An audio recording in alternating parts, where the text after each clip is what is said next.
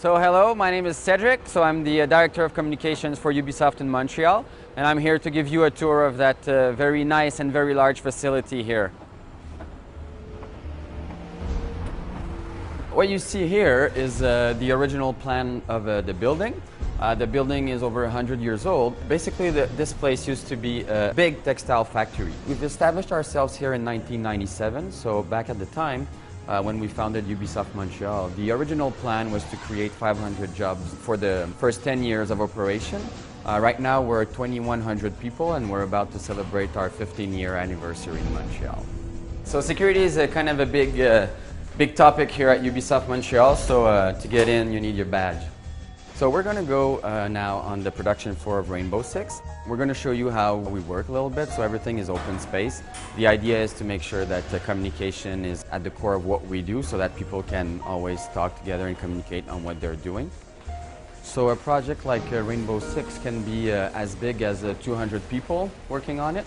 So what you just saw is just one portion of the production floor, and then right here you have another portion of the team.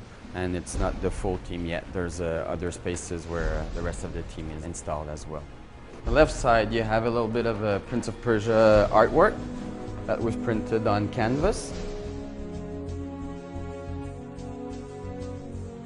So what we have on that wall is basically all the games that were developed in Ubisoft Montreal since 1997. We have to understand that when we established a studio in 1997, the gaming industry was almost non-existent in Montreal. And most of the guys that we hired had never made games before.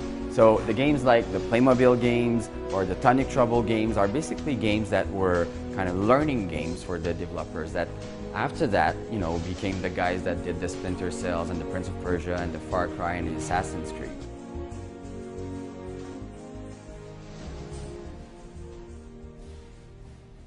So we are in the playtesting department. So playtesting is about bringing consumers in during the development process of a game. Here we test different stuff, just like the controllers, the storyline, the learning curve, the different difficulty modes. All of that are being playtested here, and then we submit the report to the development team so they can adjust basically to the consumer's feedback.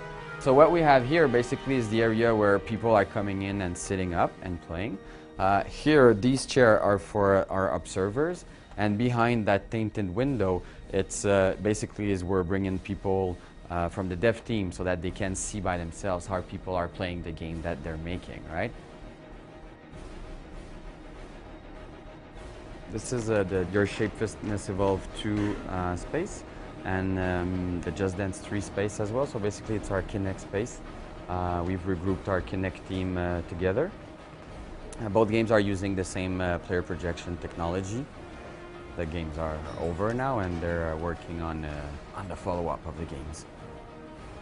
We're in the UB workshop space where it's a fairly small team of people here in Montreal that are working on different transmedia initiatives, mostly Assassin's Creed stuff. They're working on exploiting our brands basically on new narrative platforms, which goes from comic books to novels to short movies or even clothing. It's a pretty cool initiative. They're like the rebels of the company doing their stuff in their own way. It's pretty cool.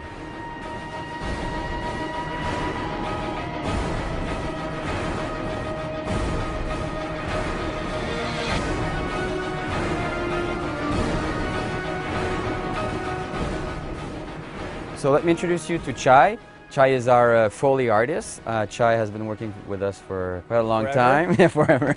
And he's basically the guy that creates all the sounds that you hear in our game. What we do here is use real material, so metal, rocks, paper, water, sand, mud, anything goes to create sound assets.